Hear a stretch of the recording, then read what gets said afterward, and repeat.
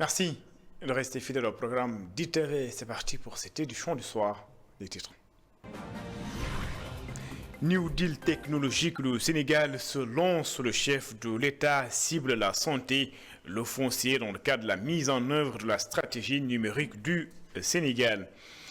Paix en Casamance, l'État et le mouvement des forces démocratiques de la Casamance ont signé un accord à Bissau sous l'égide du président bissau-guinéen et la présence du Premier ministre Ousmane Sonko. L'espoir est permis selon le journaliste spécialiste de la Casamance, Ibrahim Gassama.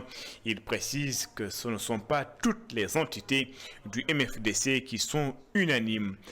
Flambée des prix des denrées de première nécessité, c'est l'inquiétude chez les clients à quelques jours du début du Ramadan. Ces derniers craignent que la situation ne s'aggrave.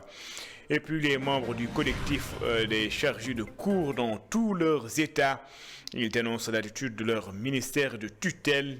Ces derniers menacent de retenir les notes du deuxième semestre. Voilà pour les titres. Le développement, c'est dans une poignée de secondes.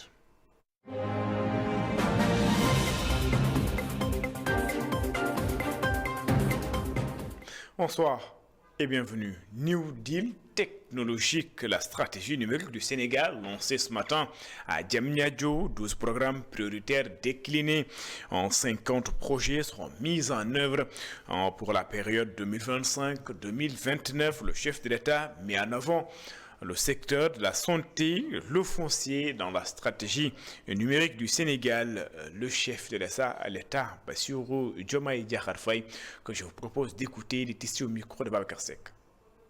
L'ambition du New Deal technologique, qui constitue le point de départ d'une révolution numérique pour redresser les inégalités socio-économiques, impulser la transformation digitale de l'administration et des filières et accélérer le développement de l'économie numérique avec l'inclusion ou l'éclosion de talents dont le rayonnement dépassera les frontières de l'Afrique.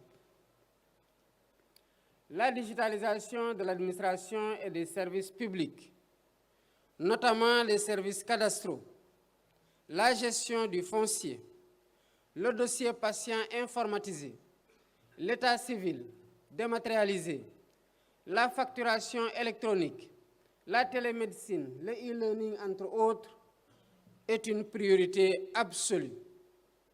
Elle est la pierre angulaire de cette transformation digitale.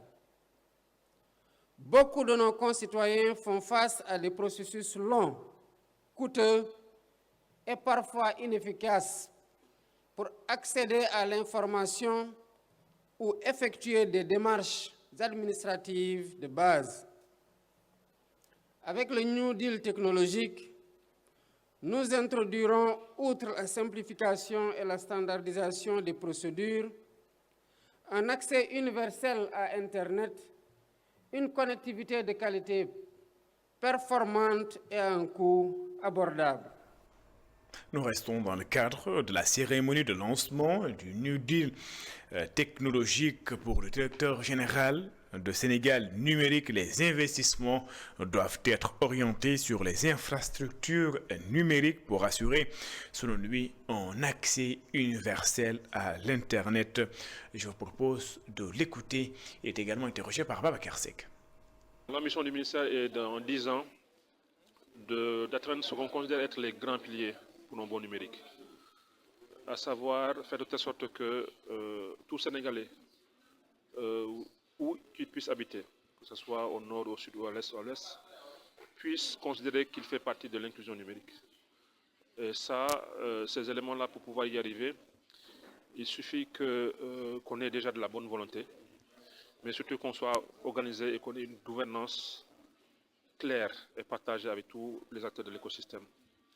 Ce qui a constitué en fait les échecs, les principaux échecs donc, des stratégies précédentes, et cela malgré l'investissement massif qui a été fait, près de 1300 milliards pour la SN 2025, ce n'est pas par un manque de volonté, c'est parce qu'on n'avait pas un socle organisationnel qui nous permettait d'avoir une stratégie cohérente avec tous les acteurs, et qu'on avait des projets qui étaient assez dispersés, sans capacité de les évaluer, mais également sans pour autant qu'on ait un schéma directeur global qui puisse justement aligner toutes les stratégies.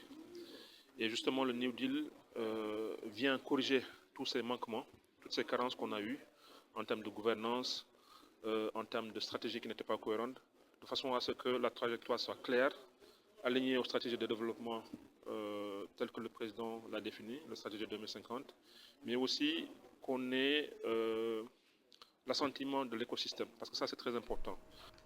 Je le disais en titre, le collectif des chargés de cours fustige l'attitude de leur ministre de tutelle. Ses membres menacent de ne plus participer à l'organisation des examens et de retenir les notes du deuxième semestre. Ils exigent la matérialisation des promesses et le recrutement de 3000 professeurs. Satou Diba et Mafalfal pour le compte-rendu. Réunis devant le portail de la FASTEF, les chargés de cours ont manifesté pour rappeler à leur ministre de tutelle les engagements pris à leur égard lors des dernières grandes vacances. Nous voulons le démarrage de la formation de tous les chargés de cours. Parce que le ministre de l'Éducation nationale avait promis aux différents acteurs de l'éducation nationale que la formation des chargés de cours allait commencer au mois d'octobre. Visiblement remonté, il a mis en garde contre l'inaction du ministère. Nous alertons l'opinion, nous avons déjà écrit des mémorandums, nous avons rendu visite aux différents syndicats, nous avons alerté également l'opinion, nous avons également organisé des points de presse. Si rien n'est fait, cette fois-ci, nous n'allons pas, en ce qui concerne le deuxième semestre, nous allons faire ce qu'on appelle rétention de notes. Nous n'allons pas participer à l'organisation des différents examens, à savoir le BFM et le baccalauréat. Le coordonnateur national du collectif souligne que 3000 chargés de cours attendent toujours leur régularisation. Nous n'avons pas un chiffre exact, mais le nombre tourne autour de 3000 chargés de cours. Dites-vous bien que 3000 chargés de cours, les instituteurs qui font le même travail que les professeurs qui tardent à être réformés. Donc le ministre est dans un dilatoire.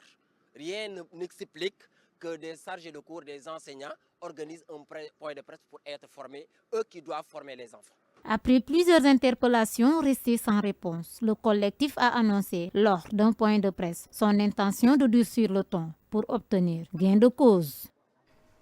Le syndicat autonome de l'enseignement supérieur en grève de 72 heures a compté de ce lundi à l'université Cheikh Anta Diop de Dakar. Les étudiants expriment leur inquiétude. Ils redoutent d'accuser encore des retards pour certains étudiants. Les perturbations dans les universités portent en préjudice à certains d'entre eux qui veulent faire des concours. C'est un sujet de Elisabeth Grastine et de Seleman Diallo. Chacun avec son sac à dos. Certains rentrent, d'autres s'apprêtent à partir en cours. Parmi ces étudiants, beaucoup s'inquiètent de la grève de leurs enseignants. Cette jeune fille, originaire de Bignona et étudiante en faculté des lettres, trouve ces grèves anormales. Bien sûr que oui, ça nous inquiète parce que ce n'est pas du tout normal. Les professeurs, bien vrai qu'on ne sait pas c'est quoi leur principal problème, oui, mais avant tout, il faut qu'ils pensent à nous aussi. On est des étudiants, on n'a pas à subir tout ça. On trouve que ce n'est pas du tout normal. Cette étudiante en sciences et techniques est préoccupée par le retard accumulé dans les cours. Oui, cela m'inquiète parce que au lieu que les cours seront normaux, au contraire, ils seront en retard. Ces jeunes étudiants estiment que l'inquiétude des étudiants est légitime. Selon lui, leur avenir est en jeu et certains risquent même d'être trop âgés pour passer les concours. Étant donné que l'université est en retard, si on prend en considération le retard de l'année passée, si les enseignants sont en grève cette année encore, ça va encore plus jouer sur le retard des années. Et cela encore, il a un impact dans notre avenir, parce que si on voit la plupart, si on part pour faire les concours, certaines personnes seront déjà âgés. Les enseignants sont en grève dans toutes les universités publiques du Sénégal. Au regard des nombreuses perturbations des années précédentes, les étudiants ont de quoi être inquiets. Certains déplorent ces grèves, craignant de voir le temps passer et leur âge devenir un obstacle, tandis que d'autres redoutent un éternel recommencement. Pendant ce temps, le collectif des enseignants du privé continue de dénoncer le processus de recrutement de 2000 enseignants. Ses membres jugent discriminatoire l'âge limite fixé par l'État. Ils exigent des réformes et réclament de meilleures conditions de travail. Voici Amadou Si, il est le coordinateur du grand collectif des enseignants du privé. Il est ici au micro de Maud Lamine Fati. Nous demandons que tous les enseignants qui exercent dans le secteur privé ou public aient les mêmes chances d'intégrer la fonction publique sans distinction. 2.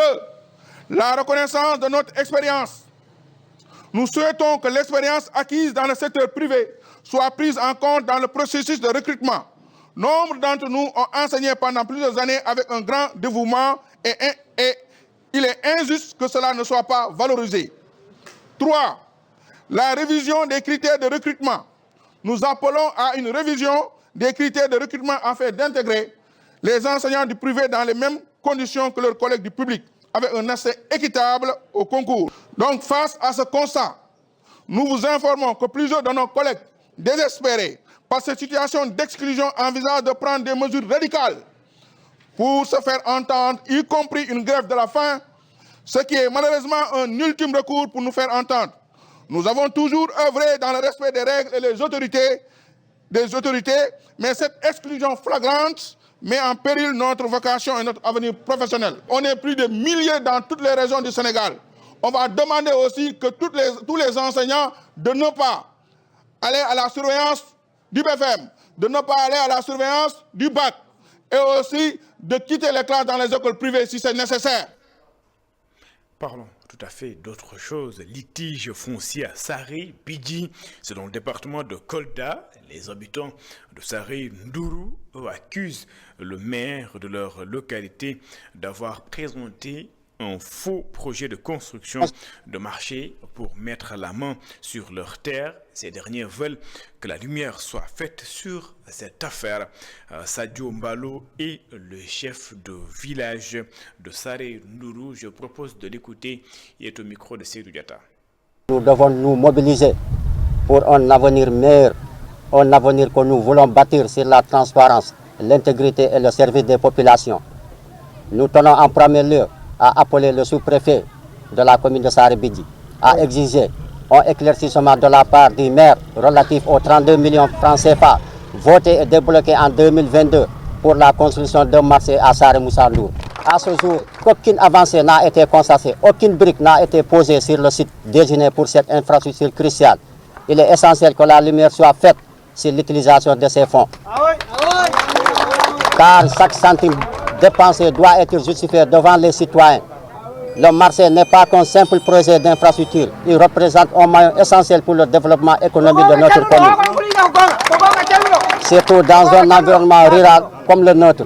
Le marché fonctionnel est une opportunité pour les producteurs locaux de vendre les produits, pour les entrepreneurs de créer de l'emploi, surtout pour nos populations, bénéficier d'un accès à des biens et services de proximité. Il est impératif de dénoncer le bardage du foncier par les tiers en complicité avec certains opérateurs fonciers. Les terres qui nous sont allouées à la mairie à la suite des lotissements doivent être destinées à des projets d'intérêt public, logements sociaux, infrastructures sanitaires, écoles, lieux de culte, espaces publics et loisirs. Il n'appartient pas à la municipalité de diriger par un maire de vendre des terrains ou de rendre complice de telles pratiques. Le Sénégal a pris la ferme décision de s'engager dans une logique de traque des biens mal acquis et lutte contre la corruption. Nous serons acceptés qu'un élu local qui a pour mission de servir sa communauté trahisse cette confiance par des actes de détournement. L'État et le mouvement des forces démocratiques de la Casamance ont procédé hier à la signature d'un accord. L'acte a été posé à Bissau sous l'égide du président bissau-guinéen Umaro Sissoco Embalo, un accord que le Premier ministre Ousmane Sonko qualifie de très grand pas vers la paix définitive en Casamance. Avec ce nouveau jalon, l'espoir peut être permis selon le journaliste spécialiste de la Casamance Ibrahima Gassama, mais notre confrère fait remarquer que ce ne sont pas toutes les entités du MFDC qui sont unanimes sur la même cette question. Ibrahim Gassama, journaliste spécialiste de la Casamance, et joint par Antoine Diouf. On peut dire quand même que c'est un pas important. On ne peut pas dire que c'est un peu le gage d'une paix définitive, parce que vous savez que nous sommes dans un conflit qui a duré depuis plus de 40 ans et que donc il est assez atypique, d'abord par rapport au mouvement même qui porte et qui revendique ce conflit, le MFDC, qui est divisé, qui ne parle pas d'un seul et même langage. Donc, soit on attend que le mouvement soit réunifié, ce qui va prendre le temps, ou bien on fait la paix avec ceux qui sont disponibles. Or, je crois que c'est ce que l'État aujourd'hui peut mettre en avant. Ça a été d'abord le front nord avec Djakaï. Aujourd'hui, c'est le front le plus important, à part celui de Salif Sadio. Je crois qu'en termes d'effectifs et de présence sur le terrain, c'est le front sud que dirige César Atoute-Badiate. Si ce front vient aujourd'hui à vouloir tendre la main à l'État et accepter la main tendue des autorités pour signer des accords, on ne peut que s'en réjouir. Maintenant, comme on l'a dit dans les clauses de cet accord qui a été signé à Bissau, le dialogue va continuer parce que c'est pas tout le monde qui est unanime autour de cet accord. Forcément, il y en a qui vont résister parce que pensant que les revendications sont reléguées au second plan. On sait que l'État n'a pas donné feu vert à cette revendication, notamment la séparation, mais ouvert par rapport aux autres questions. Donc, ce sont des négociations. Chacun prendra ce qui lui convient. Donc, forcément, ça va prendre du temps et on ne peut pas dire tout de suite que c'est la paix définitive qui s'installe, mais c'est un espoir, c'est un pas de plus vers cette paix que nous souhaitons, une paix véritable.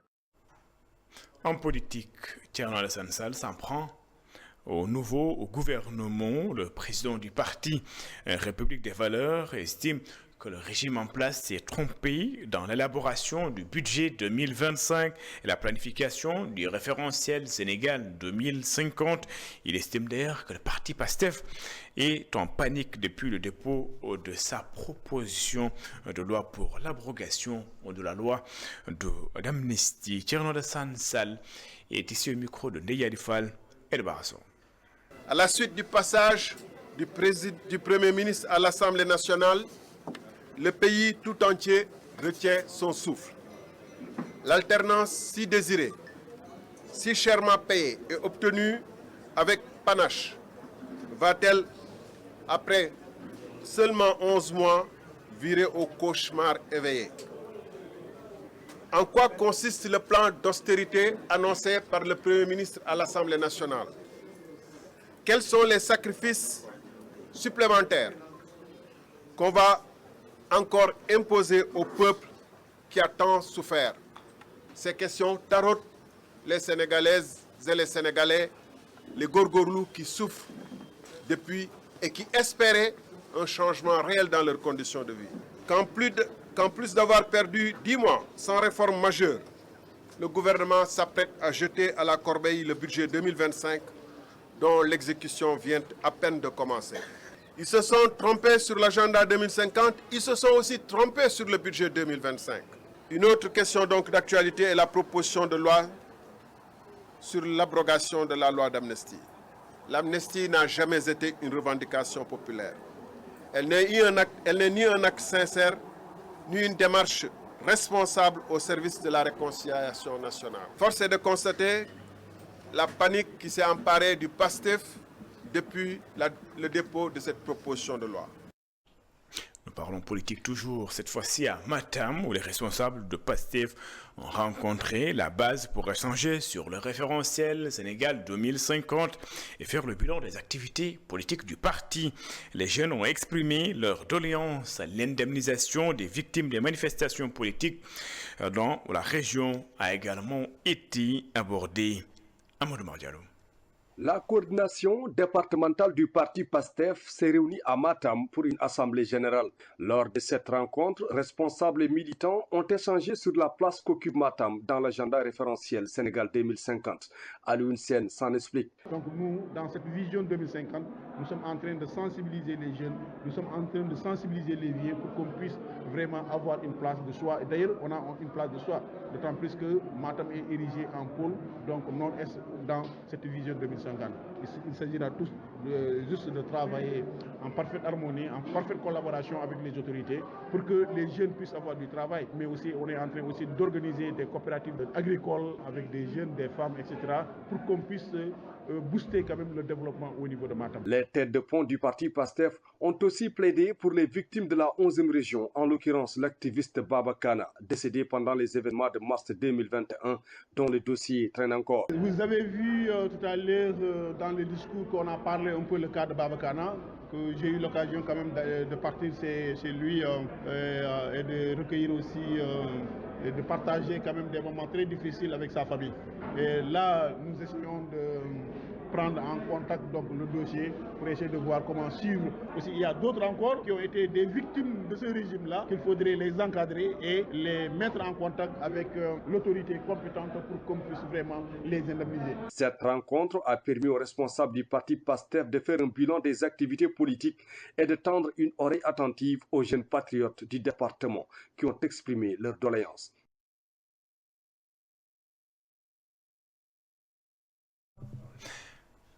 Et puis à quelques jours du mois béni du Ramadan, en petit tour au marché Castor sur place, les clients constatent que les prix des denrées de première nécessité continuent de grimper.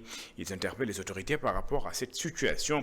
Le panier de la ménagère doit être, selon eux, allégé avant qu'il ne soit trop tard. C'est un sujet de Ndeya Difal et de Cheikh Ahmed Tidiane Diouf. Des voix qui s'élèvent, des étals pris d'assaut, des paniers qui se remplissent seulement à 4 jours du Ramadan. Le marché Castor vibre sous l'intensité des préparatifs, entre flambées des prix et courses aux provisions. Acheteurs et vendeurs sont en pleine activité.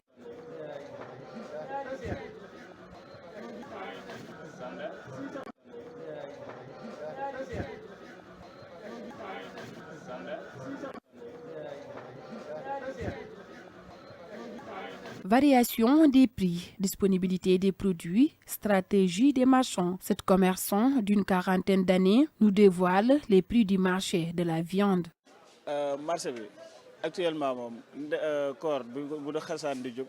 En début du mois de Ramadan, on avait l'habitude de vendre la viande entre 4 000 et 4 500 le kilo. Mais pour cette année, les prix n'ont pas encore augmenté. Pour l'instant, le coût de la viande et du poulet reste stable. Cependant, comme nous le savons tous, il est fréquent que certains commerçants profitent de cette période pour hausser les prix.